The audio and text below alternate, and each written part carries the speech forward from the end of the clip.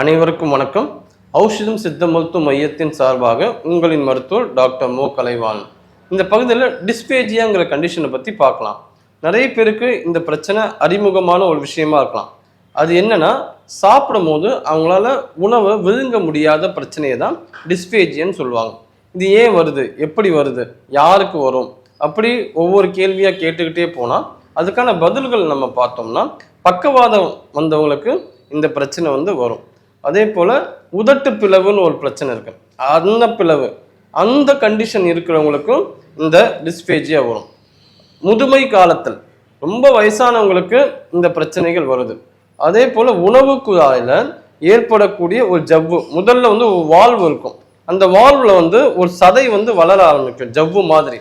அந்த வளர்ச்சியின் காரணமாக கூட நீங்கள் உணவை சாப்பிடும்போது நம்ம விழுங்க முடியாத பிரச்சனைக்கு உள்ளாகும். எடுத்தவொடனே பார்த்தீங்கன்னா நம்ம சாலிட், அதாவது திட உணவை நம்ம சாப்பிட்றதுக்கு கஷ்டப்படுவோம், விழுங்கிறதுக்கு கஷ்டப்படுவாங்க. அடுத்தது பார்த்தோம்னா செமி சாலிட், அதாவது கஞ்சி மாதிரி உணவு வகையை சாப்பிட்றதுக்கு ரொம்ப சிரமப்படுவாங்க. அதையும் தாண்டி போய் தண்ணி குடிக்கிறதுக்கு ரொம்ப சிரமப்படுவாங்க. அதையும் தாண்டி பார்த்தோம்னா எச்சில விழுங்கிறதுக்கு கூட சிரமப்படுவாங்க. இது எல்லாமே டிஸ்பேஜியா கண்டிஷனை ஒவ்வொரு லெவலாக நம்ம பிரிச்சிருக்காங்க. இந்த டிஸ்பேஜியா 3 விதமாக இருக்கு. Oral dysphagia, pharyngeal dysphagia, oesophagus dysphagia.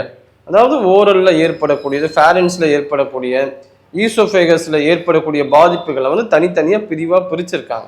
அதுக்கு டிஸ்பேஜியாங்கிற பேரை கொடுத்து வகைப்படுத்தி, ஏன் இப்படி வகைப்படுத்துகிறாங்கன்னா, எந்த இடத்துல இந்த பிரச்சனை வருதுங்கிறதுக்கு தெளிவுபடுத்துறதுக்காக இப்படி வெரைட்டியாக பிரிச்சிருக்காங்க.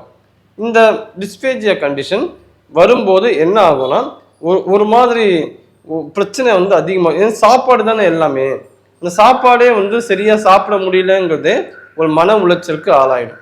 அதுக்கப்புறம் அவங்க சாப்பிட்றதே குறைச்சிடுவாங்க. குறைச்ச பிறகு என்ன, உடல் எடை ரொம்ப குறைஞ்சிடும். இது அடுத்த கட்டத்துக்கான ஒரு ஆரம்பமாக இருக்கும். அப்போ இந்த முத்திரைகள் பயிற்சி பண்ணும்போது இந்த மாதிரியான ஏப்பம் வரக்கூடிய எதிர்கழிச்சி பிரச்சனைகள் இருக்கிறவங்களுக்கெல்லாம் இந்த டிஸ்பேஜியா கண்டிஷன் ரொம்ப அதிகமாகவே இருக்குது. சாப்பிட்றவனும் அப்படியே மேலிருந்து வரும், நெஞ்செரிச்சலோடு வரும். இது எல்லாமே டிஸ்பேஜியாவோட பாதிப்புங்கிறத நீங்கள் முதல்லயே நீங்கள் கண்டு கொண்டாலே அது தொடக்க காலத்திலே நம்ம சரி பண்ணிட முடியும். உணவுகள் எப்படி எடுக்கணும்னா, எளிதில் ஜீரணமாகக்கூடிய உணவுகள் எடுக்கணும். அதிகப்படியான அசைவ உணவுகளை தவிர்க்கிறது ரொம்ப நல்லது. ஏன்னா செரிமானத்துக்கு அது ரொம்ப ரொம்ப டைம் எடுத்துக்கும். இந்த உணவுக்கு விழுங்கிறதுக்கான பிரச்சனை இருக்குல்ல, இதை எப்படி நம்ம சரி பண்ணலாம்னா, நம்ம சாப்பிடும் போது பேசக்கூடாது, சாப்பாடை நம்ம கவனத்தோடு சாப்பிட்ணும். படம் பார்த்துக்கிட்டு, பாட்டு கேட்டுக்கிட்டு, செல்ஃபோன் பார்த்துக்கிட்டே நம்ம சாப்பிட்றத கவனம் கண்டிப்பாக இருக்கக்கூடாது. ஏன்னா உணவில் போக வேண்டிய கவனம் மற்ற விஷயங்களில் கவனத்தோடு போகும்போது செரிமான கோளாறு உங்களுக்கு அதிகமாக ஏற்படும். பேசிக்கிட்டே சாப்பிடக்கூடாது, ரொம்ப அவசரமாக சாப்பிடக்கூடாது. இந்த ஒரு விஷயம்லாம் நீங்கள் சின்ன சின்ன விஷயத்த நீங்கள் சரி பண்ணாலே போதுமானது. இந்த டிஸ்பேஜியா கண்டிஷனோட தீவிரத்தை நம்மளால் குறைக்க முடியும். உணவுகளில் ஈஸியாக கருவேப்பிலை, கொத்தமல்லி இருக்குல்ல, அதெல்லாம் செரிமானத்துக்கு ஈஸியாக சரியாகக்கூடிய மூலிகைகளை நீங்கள் தேர்ந்தெடுத்து சாப்பிட்டா ரொம்ப ரொம்ப நல்லது. இஞ்சி சாப்பிட்லாம். இஞ்சி மேல் தோல் செய்விட்டு சின்ன துண்டு காலையில் வெறும் வயிற்றுல சாப்பிட்லாம். கொத்தமல்லி ஜூஸ் எடுத்துக்கலாம். புதினா, கருவேப்பிலை, இந்த மாதிரி ஈஸியாக செரிமான கோளாறு இல்லாத அளவுக்கு பண்ணக்கூடிய மூலிகைகள் நம்ம அதிகமாக பயன்படுத்துகிறோம். இங்கே எல்லாமே மூலிகைகள் தான். சில பேர் மூலிகைனா ஏதோ காட்டு பகுதியில் கிடைக்கிறது, மலைப்பகுதியில் கிடைக்கிறது அப்படின்னு ரொம்ப அதிகமாக கற்பனை பண்ணிக்கிறாங்க. அப்படி கிடையாது. நம்ம வீட்டில் செய்யக்கூடிய கருவேப்பிலை, கொத்தமல்லி, புதினா, இஞ்சி, இதுவே மிகச்சிறந்த செரிமான உற்பத்தியை சரி பண்ணக்கூடிய ஆற்றல் அந்த மூலிகைகளுக்கு உண்டு. அதனால் இந்த மாதிரி ஈஸியாக டைஜஸ்ட் ஆகிற உணவை நம்ம தொடர்ந்து எடுக்கும்போது இந்த விழுங்குவதற்கான பிரச்சனை ரொம்ப ஈஸியாக வெளியே வர முடியும். அதேமாதிரி சாப்பிட்ற பொசிஷன் ரொம்ப ரொம்ப முக்கியம். சில பேர் என்ன பண்ணுவாங்க, ரொம்ப கூன் வளைஞ்சு சாப்பிடுவாங்க. அப்படி இல்லாமல் முதுகுத்தண்டை நேராக வச்சு நம்ம அதிகமாக சாப்பாடை எடுத்துக்கணும். அப்படிக்கு பழக்கப்படுத்தணும். சில பேருக்கு என்னென்னா, மூளைத்தண்டில் கூட ஏதாவது பிரச்சனை இருந்தாலும் இந்த சாப்பாடு போகிறது பிரச்சனையாக இருக்கும். அப்போ அவங்க வல்லாரைக்கீரை எடுத்துக்கணும். வல்லாரை தொடர்ந்து சாப்பிட மூளைக்கு நிறைய சக்தி கிடைக்கும். அந்த சக்தி என்னன்னா, இந்த டிஸ்பேஜியா கண்டிஷனை போக்குறதுக்கான ஒரு உதவியாகவே இருக்கும். சில பேர் சொல்லுவாங்க ஆசனங்கள் முத்திரைகள் மூலமாக இதை சரி பண்ண முடியுமான்னு கேட்குறாங்க. அதுக்கு என்ன சிறந்த ஒரு விஷயம்னா சூரிய முத்திரை. இந்த சூரிய முத்திரை வந்து ரொம்ப அழகாக இந்த டிஸ்பேஜியா கண்டிஷனுக்கு ரொம்ப ரொம்ப உதவியாக இருக்கும். சூரிய முத்திரை வந்து தொடர்ந்து பண்ணணும். எப்போல்லாம் ஓய்வாக இருக்கீங்களோ அப்போல்லாம் இந்த டிஸ்பேஜியாவுக்கு வரக்கூடிய இந்த கண்டிஷனை வந்து நீக்கக்கூடிய முத்திரைகளை தொடர்ந்து பண்ணணும். இதுக்கான முத்திரை வந்து சூரிய முத்திரை. இது வந்து இப்படி தான் பண்ணணும். இந்த மோதிர விரல் வந்து கட்டை விரலோட அடிப்பகுதியை வந்து டச் பண்ணி கட்டை விரல் வந்து அப்படி மேலே வந்து அழுத்தின மாதிரி இருக்கும். இதுதான் சூரிய முத்திரை. இந்த சூரிய முத்திரை எப்போல்லாம் நீங்கள் டைம் கிடைக்குதோ அப்போல்லாம் நீங்கள் பண்ணலாம். ஒரு 10 நிமிஷமாவது பண்ணலாம், இல்லாட்டி 20 நிமிஷம் பண்ணலாம். உங்களுக்கு எப்போல்லாம் வந்து நீங்கள் இந்த பண்ணணும்னு நினைக்கிறீங்க அப்போல்லாம் பண்ணலாம்.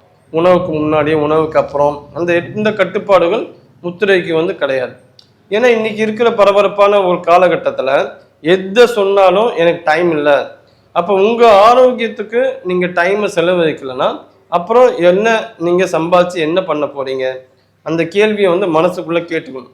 ஆரோக்கியம் தான் முதல் அடிப்படை, அதுதான் நம்மளோட சொத்து. அந்த சொத்தை வந்து நம்ம காப்பாற்றிக்கணும். அதுக்கு இந்த மாதிரி உணவு வகைகள் இந்த டிஸ்பேஜியா வந்தால் இந்த மாதிரி எடுங்க.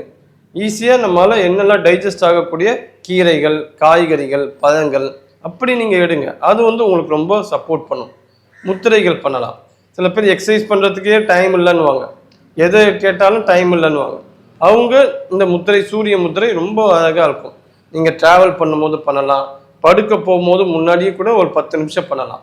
இந்த முத்திரையோட ஸ்பெஷல் என்னென்னா ஒரு நாள் 2 நாள் நீங்கள் பண்ணால் இது பெரிய ரிசல்ட் கிடைக்காது. ஒரு 48 நாள் 108 நாட்கள் அப்படி தொடர் பயிற்சியால் மட்டும்தான் ஒரு நல்ல ரிசல்ட்டை நம்மளால் கொண்டு வர முடியும். அது எதுவாக இருந்தாலும் சரி, இந்த டிஸ்பேஜியா கண்டிஷனுக்கும் சரி உங்களோட லைஃபுக்கும் சரி எதையுமே தொடர்ந்து பண்ணணும். அதேமாதிரி ஃபோக்கஸாக ஒரே விஷயத்த நம்ம கான்சென்ட்ரேட் பண்ணணும். சூரிய முத்திரை பண்ணும்போது நம்ம தொடர்ந்து இந்த பொசிஷன் வச்சோம்னா அதுலேயே தான் இருக்கும். வச்சு எடுத்தோம்னா இது வந்து வேலை செய்யாது. தொடர்ந்து நீங்கள் வந்து பண்ணணும். ஸோ இந்த உணவு கட்டுப்பாடும் தேவை, முத்திரைகளும் தேவை. எந்தெந்த காய்கறிகளை வந்து அவாய்ட் பண்ணணும், எந்தெந்த விஷயங்களை அவாய்ட் பண்ணணும் அதை கண்டிப்பாக தெரிஞ்சுக்கணும். தயிர் வந்து அதிகமாக எடுக்கக்கூடாது, ஏன்னா அது வந்து செரிமான பிரச்சனையை கொண்டு வரும்.